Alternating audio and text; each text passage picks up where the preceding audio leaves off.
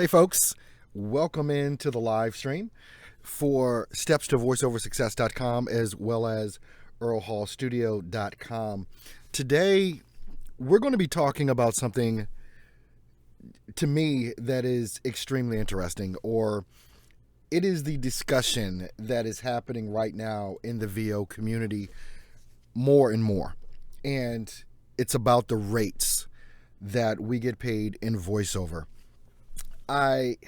This whole thing started, I was going to do a different live stream this morning, but I watched this video on, it had to be sometime early this morning, maybe about 4 this morning or so, and it got me to appreciate what's happening. And there's a real opportunity. Let me just say that. There's a real opportunity here for people in the voiceover community, especially those that are just coming in, to really make some headway. Let me put it that, to really make some headway into developing clients and getting more clients through some serious marketing efforts and everything else. But let's not, I want to kind of preempt this a little bit. Let's not get this twisted. There is some serious competition in the voiceover community from many different angles. And what I want to get you to see is that there's a shift going on in the marketplace. There's a shift going on in pricing, in what clients will pay, and also the anger in the VO community at all of this. The level of competition is crazy when it comes down to getting work because of the sheer numbers of us that are out there and the numbers that are added to the mix every day. You may want to say every hour of people coming into the voiceover community. And what I deemed as the old guard, the people that have been doing voiceover, let's say 10, 15, 20 years, they've seen a definite change and a definite shift in all of this. And they're angry about it. They're angry about it. And I think this is something that really needs to be discussed and looked at from a perspective, from the brand new voiceover artist's perspective. There's a tremendous amount of opportunity. But with that opportunity is going to come a tremendous amount of competition. When you look at a pay-to-play site like a voices.com that has 100, let's just say a quarter of a million voiceover artists that are trying to get work, that's saying something. When you look at, if you have an agent, or if you're looking into getting an agent, or especially if you have multiple agents, what you're seeing more is the potential client that is out there to get voiceover work done, and they're looking for a VO. They're not just going to one place. They're not. And this is something that has to be understood. The client out there that is looking for a voiceover for their commercial, for their promo spots, for their TV spots, all down the line. Hey, Hubert, good morning. How you doing? That person that is looking for a VO to do work for them is not going to one agent. They're not going to one website. They're going all over. I have 2 agents, both of which I've never gotten work from. But also because I started understanding early on, and this is why I switched over a lot of my marketing efforts last year, literally January 1 of 2016, I switched over a lot of my marketing efforts because if you have multiple agents, or you're on a pay-to-play site, or even on the freelance websites, you're noticing the same jobs. they're trying to, the clients that are out there are trying to go and bid on, they're trying to get us to compete. They're trying to get the agents to compete. They're trying to get the websites to compete. Everything. They want the lowest possible price that they can get on their voiceover work in many cases. In some cases, hey Ben, good morning, guy. In some cases, what's happening is you may have had clients, potential clients that are out there that have worked with particular agents over and over again. They've worked with different pay-to-play sites over and over again, but they've only used that one source. But what the market has done now, or what the market is doing now, is they're trying to have everybody compete with one another. And they're becoming less picky. And I'm going to say that they're becoming less picky with the voiceover that they select. Herein lies an opportunity for the brand new voiceover artist that has very decent skills in the voiceover industry. So, what do we do about all of this? What does the brand new voiceover artist do about the decline in rates? Now, what you need to understand is that this has been a long time coming. And because there's a tremendous shift that's happening right now. There's a shift in the voiceover community that we all need to be aware of. You've heard me say over and over and over again, if you've been watching me, and particularly for the last couple of weeks, that I've been kind of going in on some of this about the complaining that's coming from more so the old guard in the VO community. You've been hearing me say, look, the market dictates what they will pay.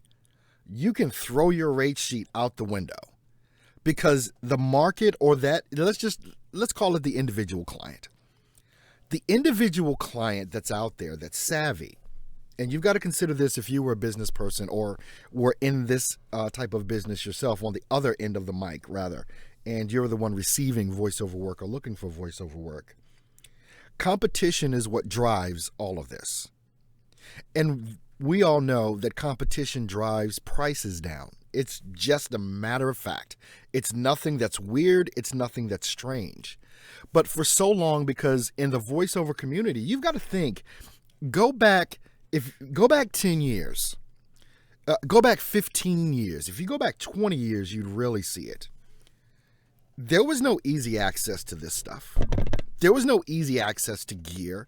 This stuff would cost you an arm and a leg to get. Right now, if you've got about $300-$400, you can set up a studio. It's really that simple.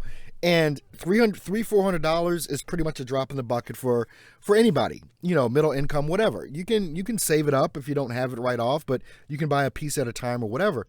But this just was not happening. Back in the day, if you wanted to be a voiceover artist, you went into a studio, a TV station or a radio station or whatever, some sort of audio station. They would call you up, if you had a reputation and you had an agent, because that's how most of the work came through, agents. And then if you tack on to that, the unions that are involved with a lot of the things now, rates were driven up. I heard a guy complain, and I'm not even going to call the guy out. I'll give you the name of the YouTube video if you want to check that out. But it's called Episode 2, Voiceover Rate Rant. And this guy's going off. He's from the old guard. And he uploaded this video yesterday. He's gotten about 350 views on this particular video. But he was calling brand new voiceover artists out. He was trying not to and say, well, I'm not really coming down on the new voiceover artists, but he was.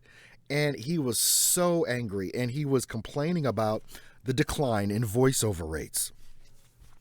There's a reason for the decline in voiceover rates.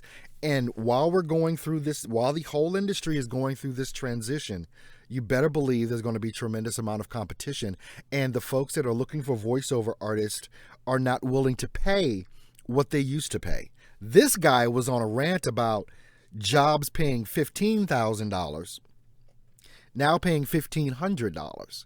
And he was complaining. He says that seems to be the rate, and everybody just wants to pay $1,500 for a spot. And, he was seriously complaining. Now, many of us are not going to complain about getting $1,500 for a commercial spot. It's just not going to happen. But because of this shift that's going on out here, and I don't know how many of you that are looking at this now are aware of all of these things that are going on. That's why I wanted to kind of bring this to light and kind of have a discussion about the rates and give you some light at the end of the tunnel and everything else in regards to, okay, what do I do about this? What is the arbitrage that I need to seriously get involved with so that I can take advantage of what's going on with these rates and not be taken advantage of? And there are some serious issues with the freelance sites that are out there. One of the things that you have to discover, and I think that in our industry, in the voiceover industry, it's not, the situation that I'm about to talk about is not as bad as it is in some other industries, because in voiceover, if people want a authentic, let's just say American voice, like I have, then you can't get around that. Either you have an authentic American voice and you can deliver, or you can't.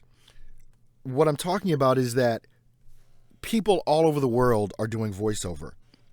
And depending on what country you're in, you may not worry about doing a voiceover job that'll take you an hour and getting paid $5 for it.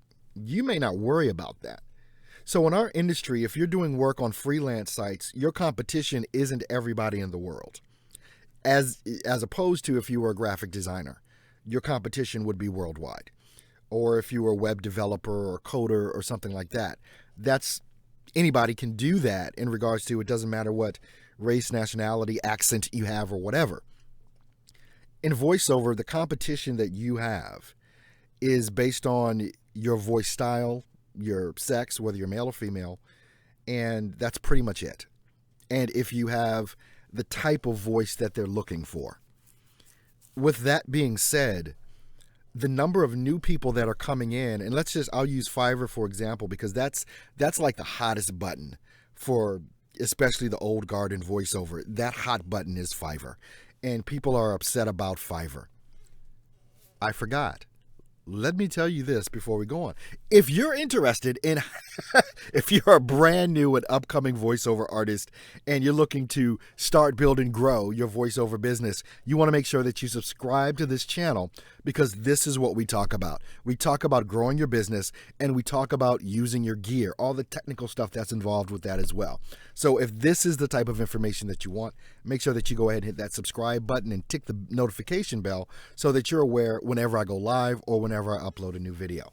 Now, back to our regularly scheduled program.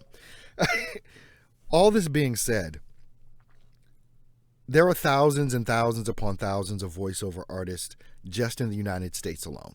I didn't do the research to see how many, but there's a bunch. When you can have a website like voices.com that has, pretty much upwards of 250,000 voiceover artists, upwards of 250,000 registered on the site, paying their monthly fees. When you have 250,000 folks out there, that's a lot of competition. And the thing about this is that the clients know it. They've gotten savvy.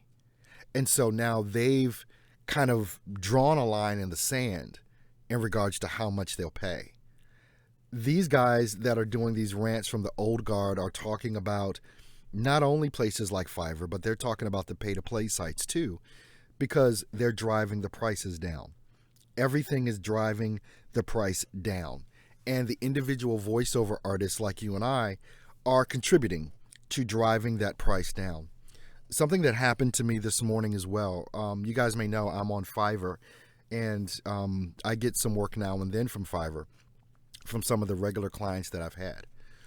Well, I had a regular client send me an instant message this morning in regards to doing some VO work. And, I told him what the price would be for me to do it, because I refuse to do $5 work. Let's just put it that way. I refuse to do $5. And so what it is that I'll be doing probably later today is, even on my gig on Fiverr, you have to have one gig that's $5.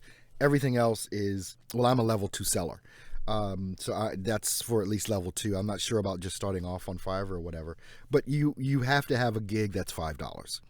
So basically, on my gig, it'll be like I'll do 20 words for $5, and after that point, it's up. So my longtime client, I say long time, but I think I've gotten about 5 jobs in the last 8 months or so from this particular client. Wanted me to do a read, and he wanted me to send him a custom order. So before I sent him the custom order, he was under the assumption I was doing it for one price, but I wasn't. And I had changed it about 2 months ago, and so I sent, well, if you, and he wanted it like now. That's another thing.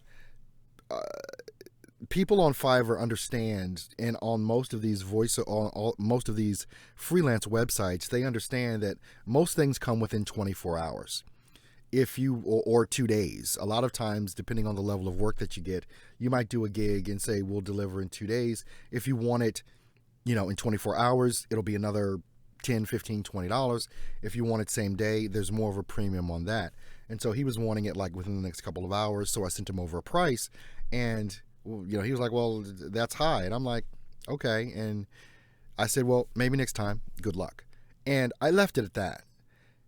There are some things that you have to be cognizant of when it comes to setting your prices, no matter who you are or no matter what level you are in voiceover. If you're going to, hey, Nick Denton, how you doing, guy? If you're going to, at this point, while we're going through this whole shift in the industry, and there is a major shift happening right now, especially in the pricing realm because of the level of competition, you cannot, as a voiceover artist, in many instances, draw a line in the sand with your rate card or with what it is that you say you want to charge for doing voiceover work, because the industry is shifting. With that being said, I think there is something that all of us can do to make sure that things get fairer as we go down the line. Should you do a 1-hour job for $5 or $10? I wouldn't. But that's your call. It's your call what you want to charge. All of this is based on, this is your business, and you run your business how it is that you want to run your business. What is happening, again, as I was stating earlier, with the competition level and the clients out there knowing that there's major competition in the voiceover arena, they're contributing to that price being driven down. So with all of that being said, figure out what you're willing to work for. And one of the good benchmarks that I've used, or that I tell people to use, is if you work a full-time job, how much do you make an hour? That's a benchmark. And then from there, what you want to do with your voiceover business is say, okay, well, let's just say you make, I don't know, $20 an hour. So basically every 15 minutes you need to be making $5 to make $20 an hour. So even if you're on a site like Fiverr, and you charge and you have a gig for $5, if it's taking you longer than, I'd say, 5 or 10 minutes to do that job, you're not charging enough. But there are people out there that will do that because they think they have to. And there's a fear factor that comes in with a lot of this, because you're saying, well, if I don't do this job, then I won't get more work. Well, let me tell you something that I do every year. What I do every year in voiceover is the bottom 15 to 20% of my client base, I fire them. The bottom 15 to 25%, 15 to 20%, I just fire them at the end of the year, meaning I don't do work for them anymore, so that I can leave room to do work for higher paying clients. That's what I do. When you're first starting out in voiceover, I wouldn't be too concerned the first 3 to 6 months how much money. I wouldn't be concerned the first year how much money you make. I would take the first year that you really get serious about voiceover. I would take that year to do cheap work and spec work. I would do it. If I was in my first year, I'd be doing all the $5 gigs I could get from Fiverr. I'd be doing all the free work and cheap work that I could get to show my skill level and to build up a portfolio of work done. What many folks don't believe, and I think one of the things that many of the old guard in voiceover are getting upset about, is because some of the bigger companies, major companies, are understanding this shift, and they're taking full advantage of it. in regards to not paying as much and expecting more. What you have to understand is, and again, this goes back to some of the other things that I've been teaching on this channel about making sure that you are becoming an audio engineer, that you can produce everything it is that you need to produce in your studio, whether it's in your basement, if it's in a second bedroom, if it's in a closet. You need to make sure that you understand how to process your voice. And starting from today, if you don't understand how to do that and how to create your own demos and make something sound very good, you need to get to working. I'm being totally serious about this. With this shift that's going on, one of the VOs on my website at Earl Hall Studio, I've got about 3 or 4 VOs that basically do work for me on my website at Earl Hall Studio. And I run Earl Hall Studio very different from any other agent that's out there. No, I'm not accepting VOs. Let's just put it that way. I'm not accepting VOs. One of the premises for Earl Hall Studio is to not have a barn full of voiceover artists ready at the wing. I don't think it's fair. That's why I don't really use my agents. You know, I don't even audition for them anymore. They keep sending me auditions, but I haven't done an audition for an agent in probably 6 months. But my premise behind my agency was to have a very limited amount of voiceover artists, and we all do the work. Having a barn full of voiceover artists, to me, is unfair to everyone, because most agents have 100, 300 different voiceover artists, male and female, that they work with. And I just think it's ridiculous, because not all those people are getting work. So I decided to condense mine down to just a couple, and that's it. That's why I say I'm not accepting VOs. I do a specific thing. I don't even, most agents, if you have an agent, they take about 20 to 25%. I take 15. I said, I'm just going to be different. Most agents don't want you talking to the client because they don't trust the VOs that they work with not to steal the client. I encourage my clients to talk to my VOs. We have an understanding because it just makes life easier. But at any rate. All right, Nick has a question. The amount of audio engineering I've learned in the last year is massive. Didn't have a clue before. That includes mastering for ACX audiobooks. That's outstanding, Nick.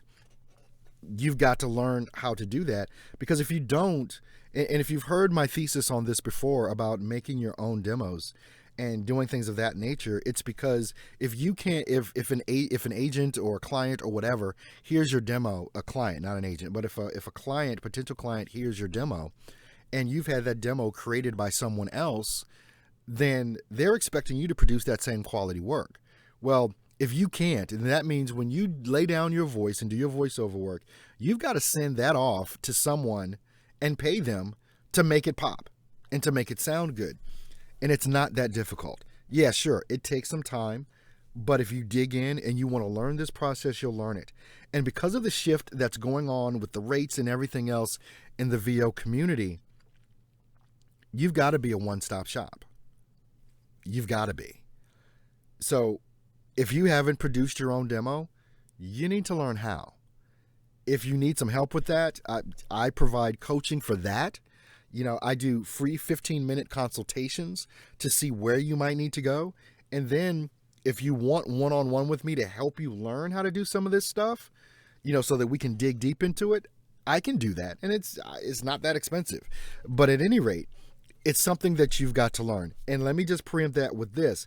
Even though I offer one-on-one coaching to people that people do pay me for, I always tell everyone, you really don't have to hire me. You can learn all of this stuff if you take your time and just search YouTube on how to process your audio, how to use a gate, how to use a limiter, how to use a compressor.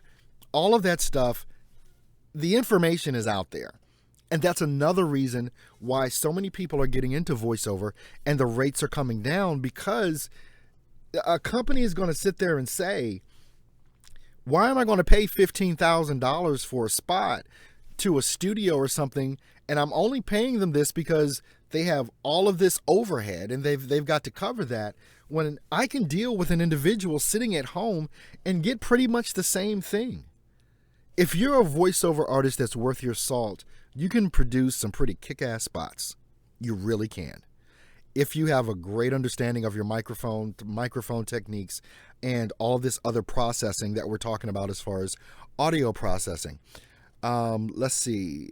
Nick is asking, heard of Voice Bunny? Yeah, I have. Voice Bunny is another thing that's out there. But let me just tell you this, and this is me kind of forecasting of what's coming into the future. Just like the clients that are out here looking for less expensive or cheaper VO work to get done, and they're doing that by going to sites like Voice Bunny, Voices.com, Voices123, Fiverr, freelance sites, whatever.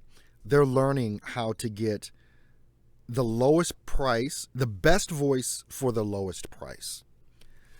This is going to be another reason why I think it is going to be very important and imperative that your marketing efforts are bent towards email marketing and social media, not through the freelance sites in particular, especially the ones that have been out there for a long time. There's a new freelance site that you guys have heard me talking about that is very niche in the video production genre.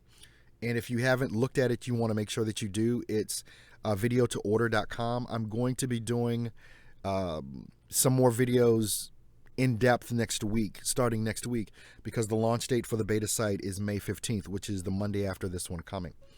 So we're going to be talking about that. And you've heard me talk about being an early adopter in a site. But even beyond that, you want to start communicating directly with the people that are hiring voiceover artists. You want to be the person that they look to. So with all of these things happening in the industry and such serious price reduction and competition, I should say, because of such serious competition that's going on, the things that are going to be extremely important are email marketing, social media marketing, developing a relationship with the clients that you get, so that it's it is a no-brainer that they continue to deal with you. You want to be that guy. You want to be that gal.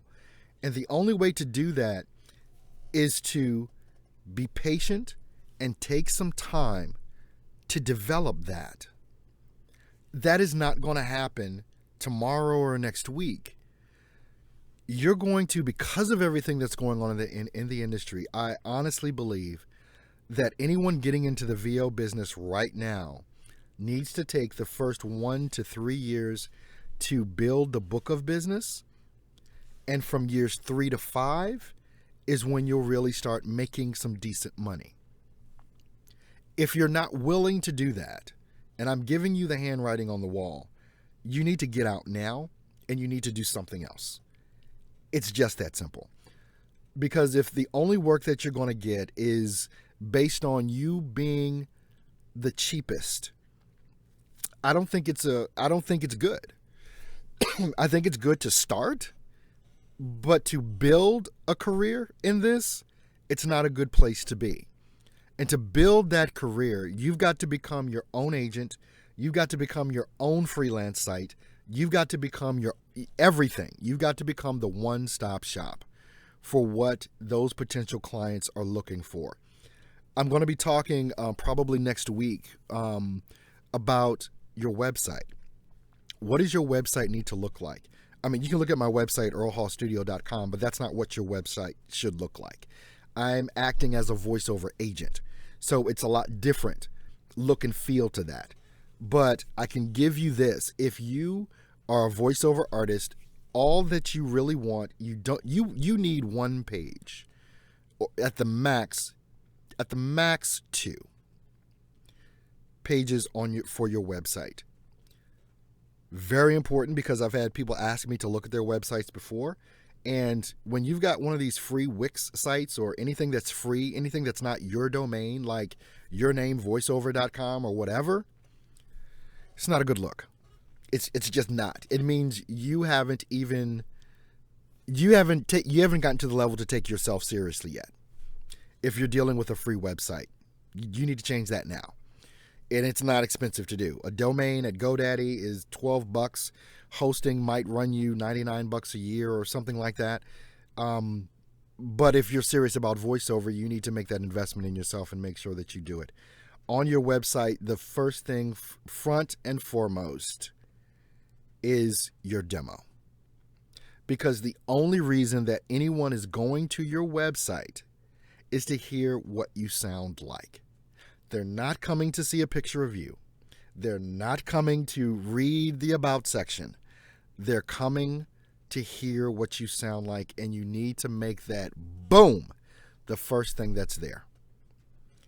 So I'm going to be, probably over the next couple of days, I'm going to be putting together another website that'll just be like earlhallvo.com or something like that, and to be able to give you an example of what a voiceover website should look like, period.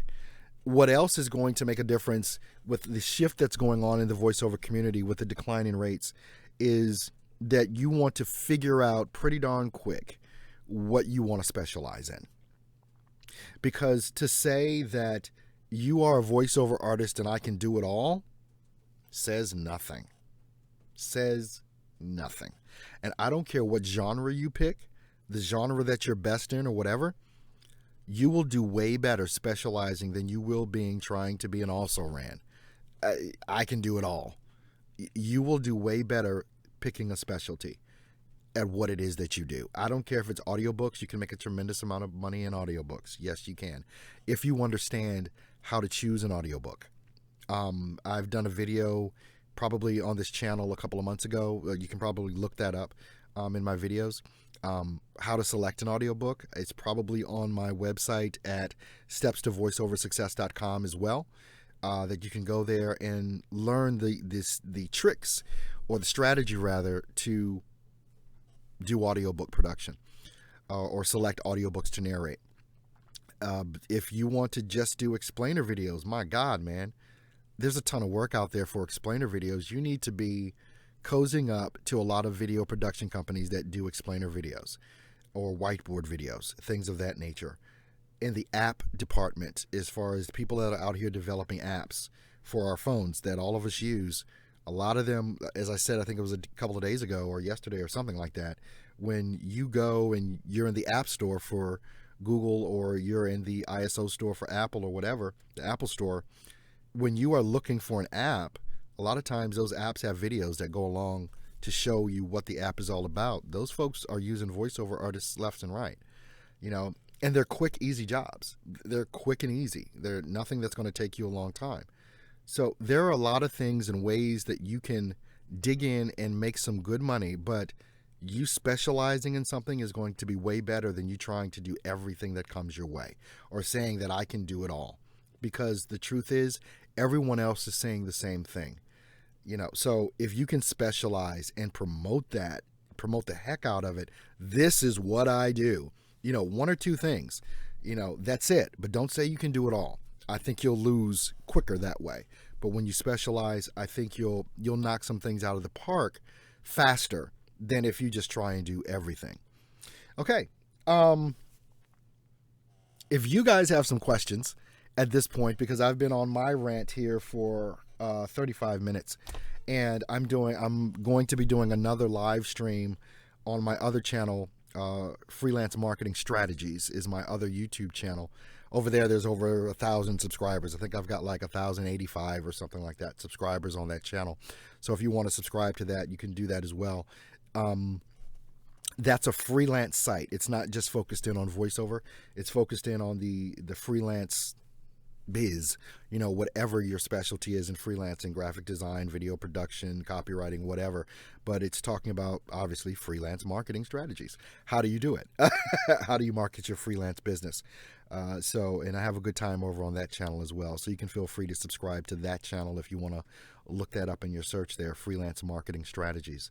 But if you guys don't have any questions in regards to rates today, or since I brought up websites, if you don't have any question in regards to websites or anything like that, if you've got some questions, I'd love to have them, and I would love to answer them for you.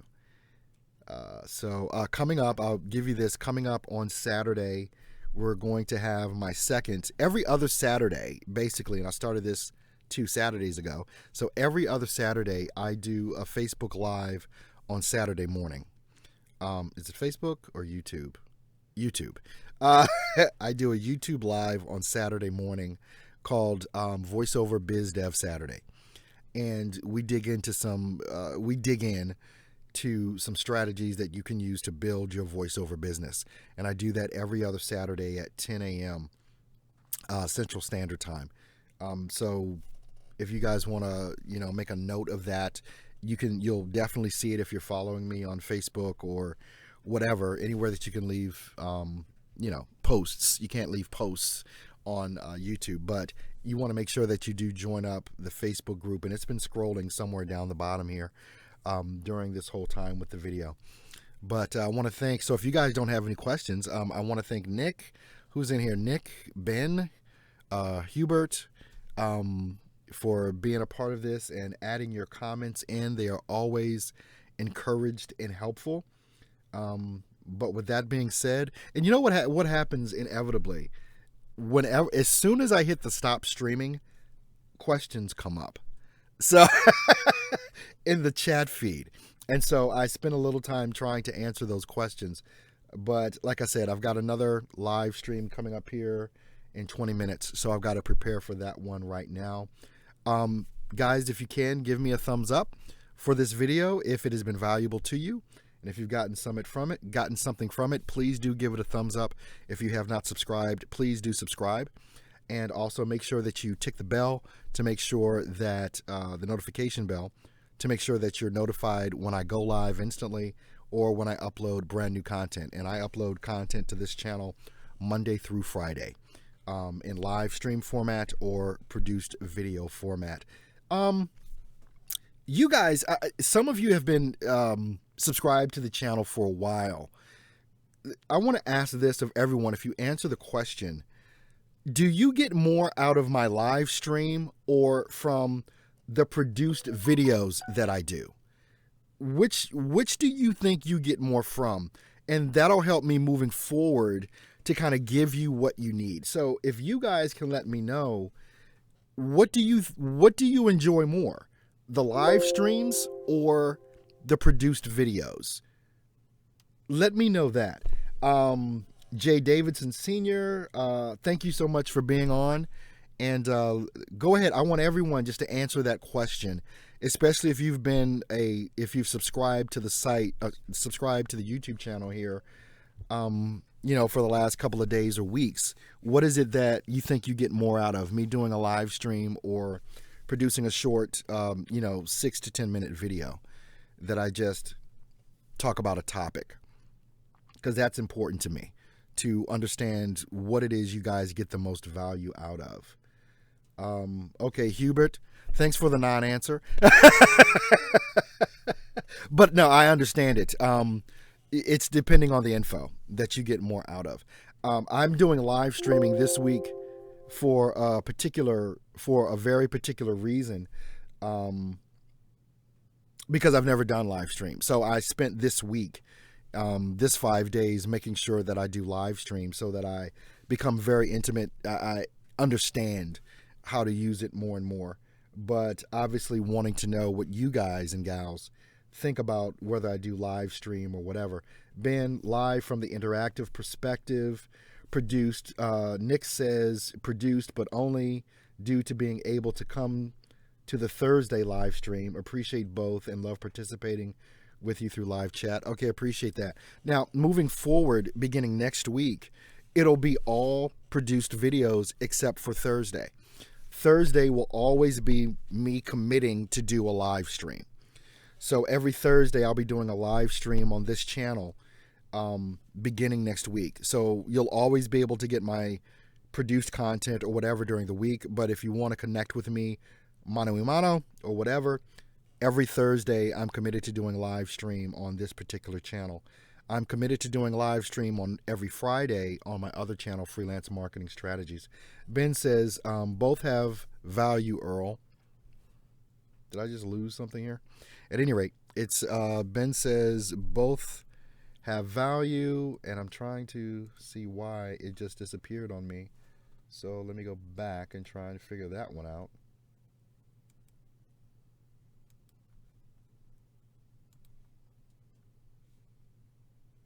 And I'll see what's going on.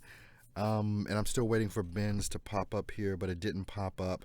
But at any rate, I'm not even sure if I'm still streaming. I don't know if my computer just conked out or whatever. I'm on one screen, but I'm not on the other that I normally see myself on. So this is a little disheartening.